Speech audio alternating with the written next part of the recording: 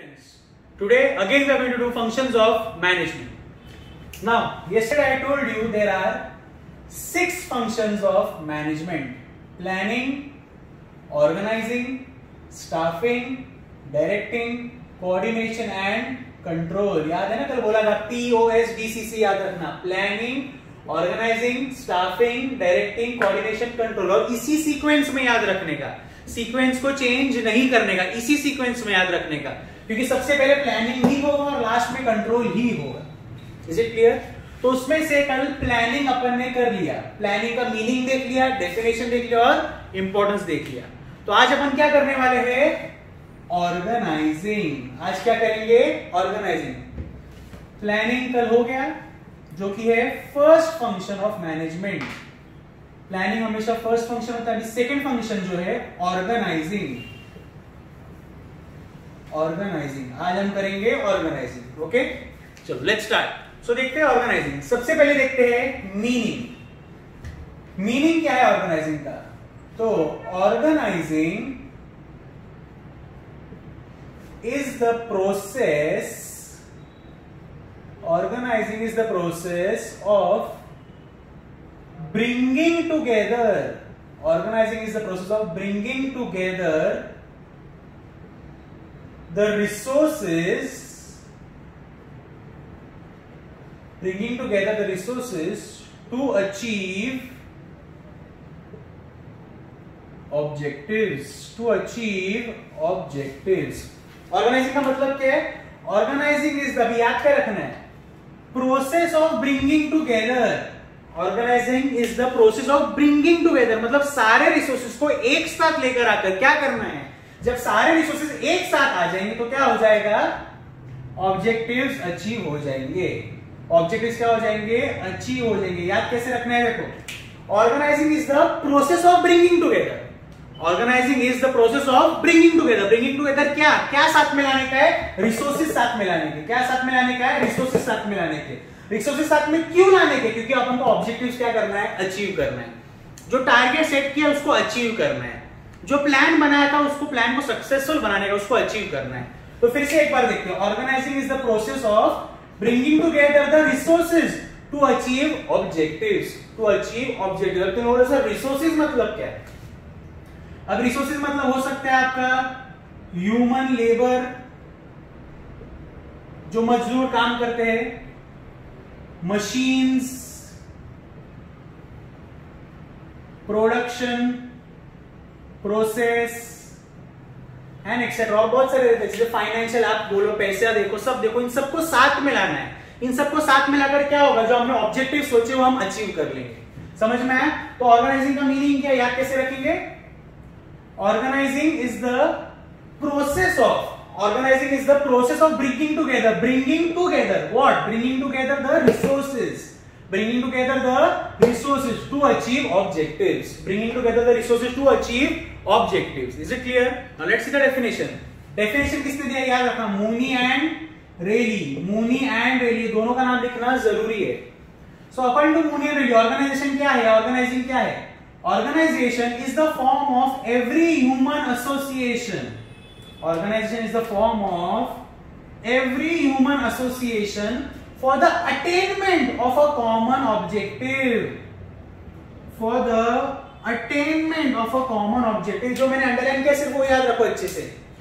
Organization is the form of every human association for the attainment of a common purpose या common objective. लेकिन purpose लिखेंगे क्योंकि definition है, इसे change नहीं कर सकते. Common purpose. अब ये डेफिनेशन और ये मीनिंग दोनों सेम है, कुछ फर्क नहीं. बताता हूं मैं कैसे. मीनिंग में क्या लिखा है? Organising is the process of bringing together, of bringing together. यहां पर क्या लिखा है? देखो, organisation is the form of every human association. Association, association मतलब क्या? Bringing together. एसोसिएशन मतलब क्या? ब्रिंगिंग टुगेदर, साथ में आना.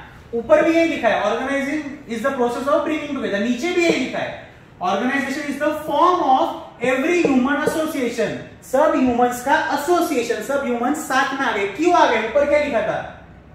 To achieve objectives. To achieve objective. नीचे भी वही लिखा है, for the attainment of a common purpose.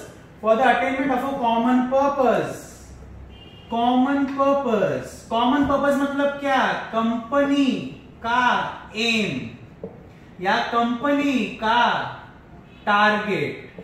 Common purpose मतलब क्या? कंपनी का एम या कंपनी का टारगेट, जो कंपनी ने सोचा है। इन शॉर्ट क्या है वो? ऑब्जेक्टिव्स।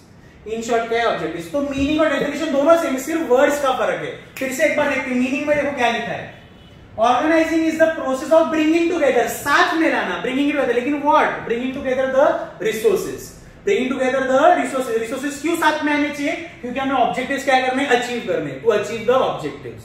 बरोबर। डेफिनेशन में भी ये दिया, according to Mooney and Reiley, organisation is the form of every human association. Form of every human association मतलब साथ में आना, is the form of every human association. क्यों? For the attainment of a common purpose.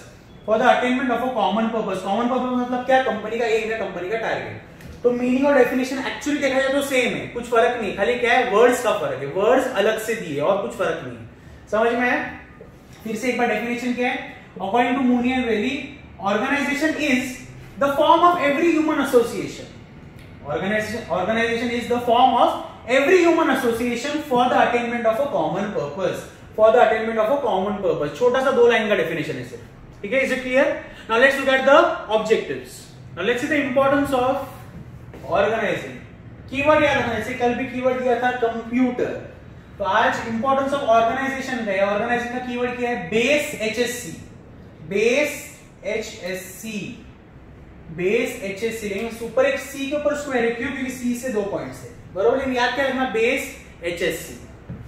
सबसे पहला point B से देखो, BASE, base HSC। बरोबर। पहला पॉइंट ब्रिंग्स स्पेशलाइजेशन। हमने एक प्लान बनाया, बरोबर, क्योंकि फर्स्ट स्टेप प्लानिंग है। हमने एक प्लान बनाया, उस प्लान को अचीव करने के लिए हम क्या करेंगे? पूरे ऑर्गेनाइजेशन को या जितने भी ह्यूमन रिसोर्सेज है सबको साथ में लेके आएंगे। उसको क्या बोलते हैं? ऑर्गेनाइजिंग। तो जैसे ही सब लोग साथ में आ गए, जैसे ही सब लोग साथ में काम करने के लिए आ गए, उससे क्या हो जाएगा? स्पेशलाइजेशन। क्यों? जो प्रोडक्शन डिपार्टमेंट वाला है वो भी आएगा, फाइनेंस डिपार्टमेंट वाला है वो भी आएगा। तो क्योंकि हर एक डिपार्टमेंट के लोग आ रहे हैं, या जो हर एक डिपार्टमेंट के जो लोग हेड्स है वो लोग आ रहे हैं साथ में, उससे क्या होगा? हर एक डिपार्टमेंट की स्पेशलाइजेशन हमको पता चली और हमारा काम भी कैसा होगा? अच्छा होगा, टॉप लेवल का होगा। इसलिए उसको क्या बोलते हैं? Brings specialisation. मतलब अच्छा काम होगा, टॉप लेवल का काम होगा। Point number 2, administration and operation is facilitated. Administration मतलब क्या? जो लोग संभालते, जो लोग मैनेजर्स है, CEO लेवल के, बोर्ड ऑफ डायरेक्टर्स है, जो लोग कंपनी को संभालते हैं। तो क्योंकि उन्होंने प्लान पहले से बना के रखा है, उस प्लान को अचीव करने के लिए उन्होंने जितने भी कंपनी के लोग हैं सबको साथ में लाए, मतलब सबको ऑर्गेनाइजिंग कर रहे हैं वो लोग, क्योंकि उनका प्लान रेडी है, मतलब उनकी प्लानिंग हो चुकी है, वो सबको साथ में लेके आए, मतलब उनकी ऑर्गेनाइजिंग भी हो चुकी है, क्योंकि प्लानिंग भी हो गया, ऑर्गेनाइजिंग भी हो गया, तो उनका जो एडमिनिस्ट्रेशन है वो इजी हो जाएगा, मतलब काम करना उनके लिए आसान हो जाएगा, उनको सबको मैनेज करना आसान हो जाएगा। तो पॉइंट यही है, administration and operation is facilitated, मतलब आराम से एडमिनिस्ट्रेशन हो सकता है, आराम से काम हो सकता है, आप आराम से कंपनी को संभाल सकते हो। नेक्स्ट पॉइंट क्या है?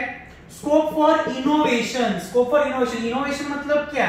इनोवेशन मतलब एक तरह से देखा जाए तो क्रिएटिविटी, नए नए आइडियाज, न्यू आइडियाज, मतलब क्या? इनोवेशन। जब सब लोग साथ में मिलकर काम कर रहे हैं तो डेफिनेटली इनोवेशन तो होगा ही ना। अब जैसे मैं अकेला काम कर रहा हूं तो क्या मेरे पास नए आइडियाज आ सकते हैं, लेकिन एक लिमिट में आ सकते हैं, एक आइडिया आएगा, 2 आइडिया आएगा, पर मेरे साथ और 10 लोग काम कर रहे हैं तो उसकी थिंकिंग अलग, इसकी थिंकिंग अलग, मेरी थिंकिंग अलग, यहाँ पर लोगों की थिंकिंग अलग, तो सबकी जो अलग अलग थिंकिंग है, अलग अलग सोच है, उससे क्या होगा? क्रिएटिविटी आएगी, उससे क्या होगा? इनोवेशन आएगा, मतलब नए नए आइडियाज आएंगे। इसलिए पॉइंट क्या है? Scope for innovation. Next point है establishes coordination. Establishes coordination, coordination मतलब क्या? सब साथ में मिलकर काम करने का। अब सीधी बात, ऑर्गेनाइजिंग में क्योंकि सब लोग साथ में आ रहे हैं, तो जब सब लोग साथ में आ रहे तो झगड़ा करके थोड़ी काम करेंगे, साथ में मिलके ही काम करेंगे ना। तो जो साथ में मिलके काम करते उसको क्या बोलते हैं? कोऑर्डिनेशन। सबके साथ कोऑर्डिनेशन करके, कोऑर्डिनेट करके काम करने का, तो वो क्या? एस्टैब्लिशेस कोऑर्डिनेशन, मतलब सबका रिलेशन अच्छा हो जाएगा, सब लोग साथ में मिलके काम करेंगे, तो वो क्या है? Establishes coordination. नेक्स्ट पॉइंट, ये पॉइंट सेम कल भी आया था, helps in optimum utilisation of resources. जब आपका प्लान रेडी है, जब आप सब लोग साथ में मिलके काम करें तो सीधी बात, आप कोई भी रिसोर्स वेस्ट नहीं करोगे, मतलब आप ना इलेक्ट्रिसिटी वेस्ट करोगे, ना पैसा वेस्ट करोगे, ना असेट वेस्ट करोगे, ना मशीन वेस्ट करोगे, ना जमीन वेस्ट करोगे, आप कुछ नहीं वेस्ट करोगे, ना आप लोगों को, ना अपने एम्प्लॉइज और वर्कर्स को भी वेस्ट करोगे। सबको अपना अपना काम ढंग से दिया जाएगा। तो जब सबको अपना अपना काम ढंग से दिया जाएगा, सब रिसोर्सेज अच्छे से यूज होंगे, तो वो क्या हो गया, helps in optimum utilisation of resources. ये पॉइंट कल भी आया था प्लानिंग में। Next, sense of security. Sense of security मतलब ये बहुत इंपॉर्टेंट पॉइंट है, याद रखना।